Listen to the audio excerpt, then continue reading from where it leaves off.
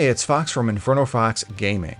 So October ended up being a pretty big month here for pickups, which is surprising because both August and September were big months too, but I guess it shouldn't be surprising since there were so many big time releases in October, and that sort of padded the amount of pickups. But there were also a couple surprising ones that I picked up. And if you like these pickup videos, reviews, fun content, and other stuff, make sure that you like this video, you hit subscribe, and ring that bell for notifications. But enough of that. Let's jump right in with the first pickup. And again, this is not going to be any surprise. It is Legend of Zelda: Echoes of Wisdom. And I've already finished this game, which it's not a long game, but really no surprise because it is a 2D Legend of Zelda game. I really enjoyed my time with this. My biggest complaint, though, is absolutely the how well that it runs, because it would constantly drop frame rate, which really kind of stinks, because I would have thought since Grezzo made this and they did the Legend of Zelda Link's Awakening remake, they would have learned from that, because that also had frame per second drops. But I mean, it kind of is what it is. I still really enjoyed it. Maybe we can get some future proofing with Switch 2. So we're going to exit, albeit temporarily, the Switch pickups to go over a PS4 one, and that is Disco Elysium. And I'd not heard a lot about this particular entry. I know that it's an indie and an RPG, and surprisingly doesn't have any combat. No, the entirety of the game, I believe, is conversational, and it depends on what sort of like conversational skills that you, the player, develop as the lead character here. I'm not going to speak to anything else regarding this entry because, again, I don't know a lot about it, but I also have heard it's rated really well, so this is going to be an exciting one to be able to check out.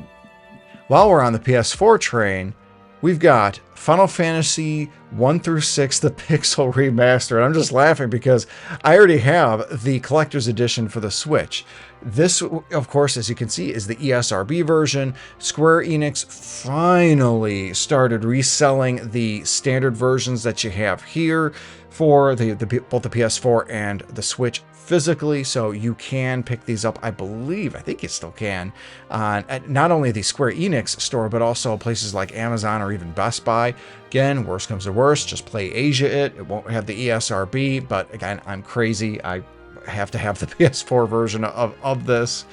And the last PlayStation pickup that I'd like to show you guys is the Ys 10 Nordics for the PS5. I just started this game. I actually played through the demo when it released. The demo's really cool, and I absolutely recommend playing it because if you do like it, you can continue your progress from the demo into the main game. And the demo, I've heard people say it starts a little slow. It's a little bit more dialogue heavy in the first 2 chapters, which is pretty much the demo as it goes halfway through the third. Still, I love Adol Kristen's adventures. It's really cool to see this as I believe this is canonically the 3rd entry in the overall Adol Kristen travelogue. So I love this series, cannot recommend it enough, and this has been a lot of fun so far. I'm only in like chapter 5, but it's been really fun to play. And speaking of Ys 10, I also got a pickup of Ys 10. Yep, I have a problem, and that problem is Ys. I wanted to make sure that I got the physicals of both the PS5 and Switch, because the Ys games tend to be on the rarer side. I guess it's just one of those things with the JRPGs, and I've also heard like the shmups, shoot 'em ups, tend to be on the rarer side. And I really want to make sure I'm supporting this series because it's really important that the only way we're going to get more of these games is if they sell. The next game that I want to show is Ys 10. Yeah, again, I said I have a problem. I wasn't lying. Ys 10, this is the collector's edition that I got directly from NIS America, and it also included like a really small backpack, but it's this really cool because of course it's got this is the Switch game because it says for hybrid device, but it is of course the full game, and as well as a couple goodies. Really glad to have picked this up because I wasn't fully into the Ys series when For example, Ys 8 and Ys 9 had collector's editions, so I missed out on that boat. Didn't want to miss out on this. And you've heard of people double dip. Yep, I am the idiot that triple dips on the Ys series.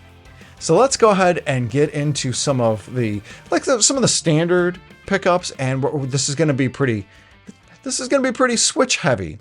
And let's talk about the Stanley Parable Ultra Deluxe.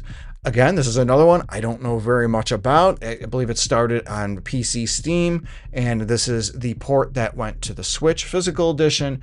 I've heard this also is really excellent. Apparently you play first person as somebody who finds themselves in like an office environment. Oh, that's something that I don't know anything about, but I think they're the only person in the world or something like that. And as the player explores, there's like I think a narrative prompt that follows along, and sometimes you can go against what the narrative says, and that sort of adds additional twists and turns. I think that's what this game is, if I'm remembering that right. If I'm not, roast me in the comments below. But again, really excited to be able to check this one out.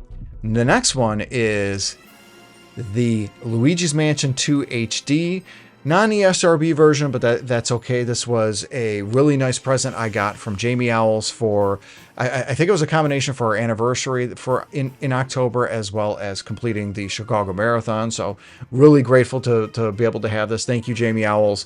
And this is one of those games where I want to make sure that the late Switch pickups I am picking up physically, because it's these that will end up being like the rarest. And this game's pretty decent too. I know it's not like a huge, I know it wasn't a huge undertaking to really revamp it from the 3DS to the Switch, and there wasn't a lot done, but anything that we can get off the Switch, anything we can get off the 3DS is always a good thing, because I hate the 3DS, specifically the circle joystick.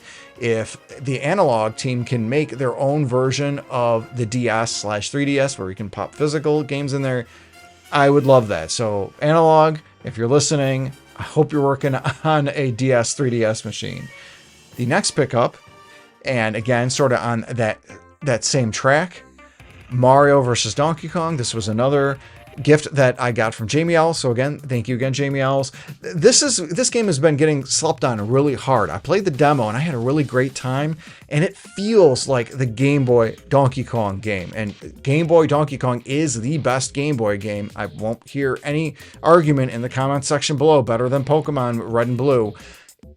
And this felt like it, except again, it's fully colorized, remade, and it's for the Switch. It is not a remake of Donkey Kong for Game Boy. It is a remake of Mario vs. Donkey Kong on the Game Boy Advance, which, lucky me, I never played that. And while it does introduce the minis, and this Mario vs. Donkey Kong series got too heavy on the minis on all future iterations, this one doesn't really have as much of the minis within it. So this is another one that I will really enjoy playing.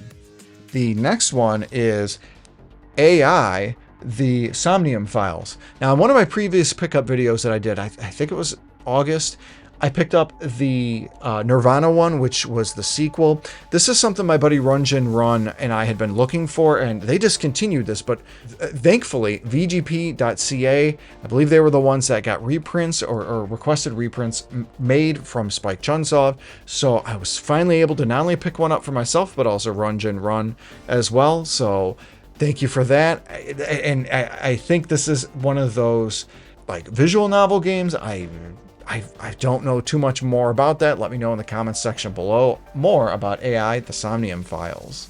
Next up is a limited run game. I know, because everybody loves limited run games, but they have been, really getting us more games quicker. So for example, the next two games are from limited run, and I put these orders in, and it was a turnaround of about 4 or 5 months, and that's pretty speedy for them. So I am seeing a marked improvement.